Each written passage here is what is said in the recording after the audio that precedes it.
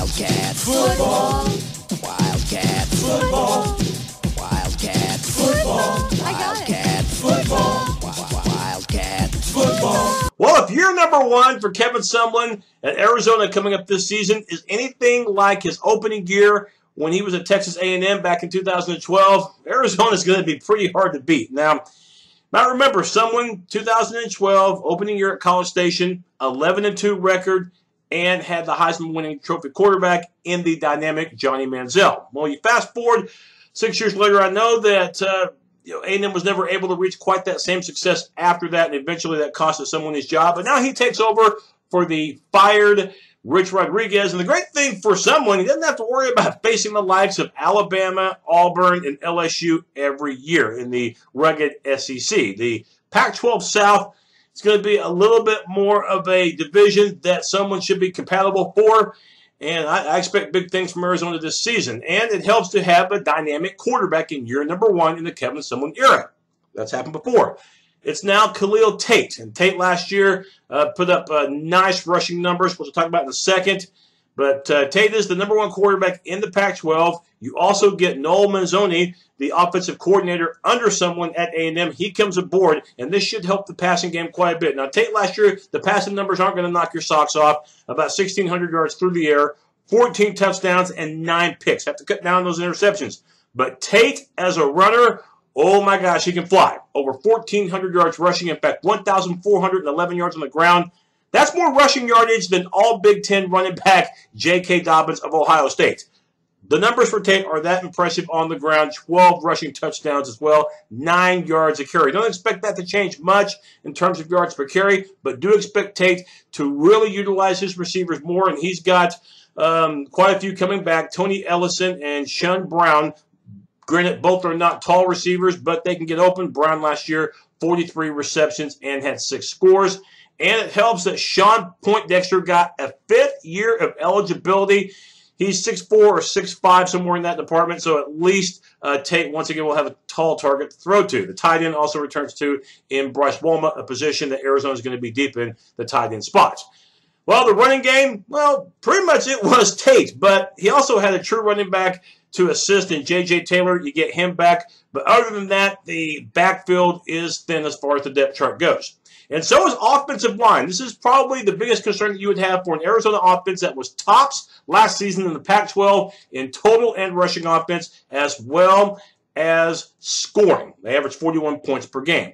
You return 2 of the 5 down linemen, and it could have been just 1 of the 5 down linemen, but thankfully if you're an Arizona fan, you're getting back Leif Freck, the left tackle, granted a 5th year of eligibility, but because he did play some in 2014, you'll have to sit a couple of games out for the 2018 season. But again, you'll have him for the other 10, and that's a lot better than nothing. And then the center returns could be all Pac-12 this year in Nathan Eldridge.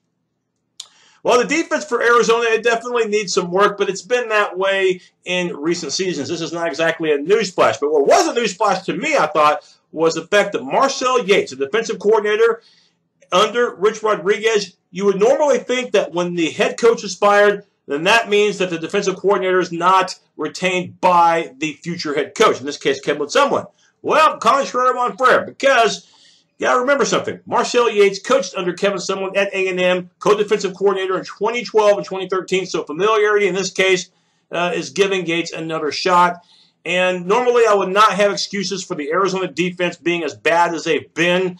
It's been a trend. But last year I will give them a little bit of an excuse. Last year, they started 5 freshmen, and you're about to see the benefits of that payoff, including all 3 linebackers. It's a 4-3-D that Yates' defense will once again run. You return 3 guys who all started last year as freshmen as far as linebackers. Talking about Colin Schooler, 95 stops a year ago. Tony Fields, even better, 104 tackles. And Kylan Wilborn, and he can get to the quarterback, 7.5 sacks. You get all 3 now as sophomores. As far as your secondary, they all return as well.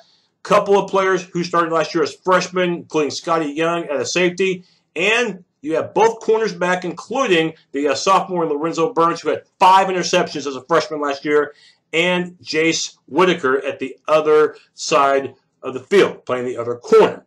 The Wildcats, well, yeah, they gave up a lot of yardage last year, 471 yards per game, 3rd worst, by the way, in the Pac-12 conference and 119th nationally. Ouch. But again, you have a lot of experience coming back, and you started a lot of young players. So even if Arizona is just average on defense, as opposed to last year, average is better than terrible. I don't think it'll be one of the better defenses in the Pac-12, but I do expect improvement. Return a couple of defensive linemen as well in Justin Belknap at the defensive end spot, and Derek Bowles entering his 5th year at the program, a 5th-year senior. He'll be at the defensive tackle, a big body. Let's highlight what I think will be the 5 biggest games this year for the U of A. The Wildcats could very well be 4-0 before they take on USC. Now, the Trojans are the defending Pac-12 champions, but at least this time you get them in Tucson. Last year at the Coliseum, it was the Trojans winning in a track meet 49-35. And then 13 days later on a Friday night, you go to Salt Lake City to face the Utes. That will not be an easy game. And then the week after that, it's UCLA at the Rose Bowl under first-year head coach Chip Kelly. Then the second to last game of the season could be tricky against Mike Leach's squad. That's right, a matchup in Pullman against Washington State. Could be a pretty high-scoring contest. Do I think Arizona can win the Pac-12 South? From an offensive perspective, yes, it'll still be exciting to watch. But the defense, though they'll be a little bit improved, I don't think we'll have enough to win this division. I've got Arizona, though, finishing pretty high at number 2 in the Pac-12 South. That's my look at the Wildcats. Catch you next time.